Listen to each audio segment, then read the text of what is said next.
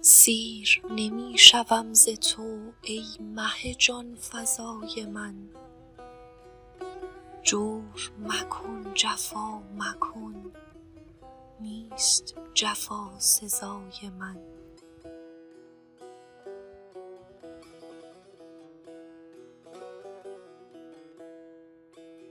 با ستم و جفا خوشم گرچه درون آتشم، چون که تو سایه افکنی بر سرم ای همای من.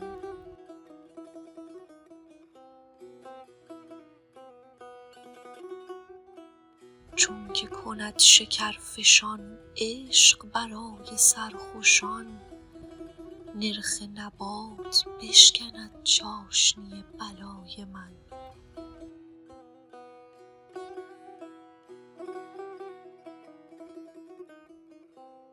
دود دمد ز عود من کور شود حسود من، زفت شود وجود من تنگ شود قبای من.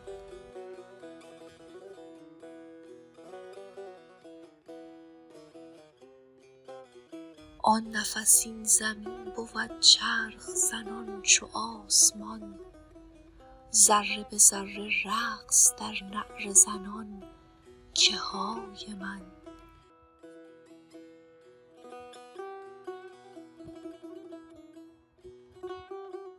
آمد دی خیال تو گفت مرا که غم مخور، گفتم غم نمی خورم ای غم تو دوای من.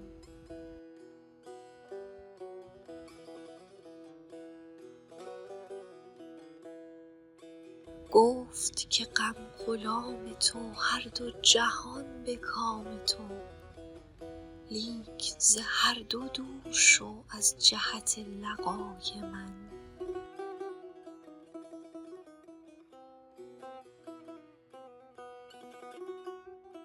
گفتم چون اجل رسد جان بجهد از این جسد، گر بروم به سوی جان باد شکسته پای من.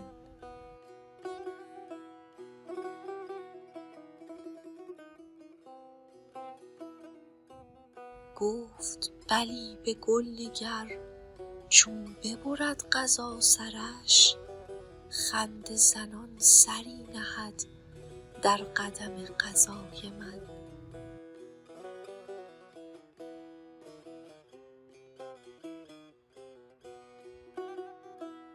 گفتم اگر ترش شوم از پی رشک می شوم، تا نرسد به چشم بد کر و فر ولای من.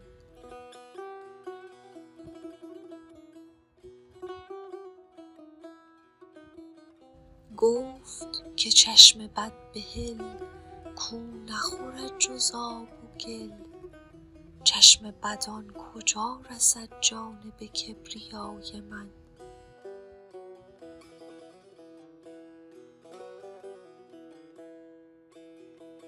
گفتم روزکی دو سه مان دهم در آب و گل، بسته خوفم و رجا تا برسد صلای من.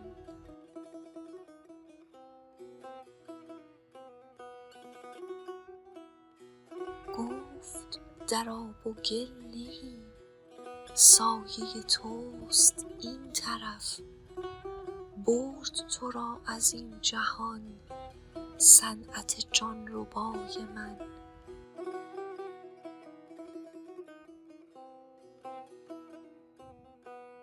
زین چه بگفت دلبرم عقل پرید از سرم، باقی قصه عقل کل بو نبرد چه جای من.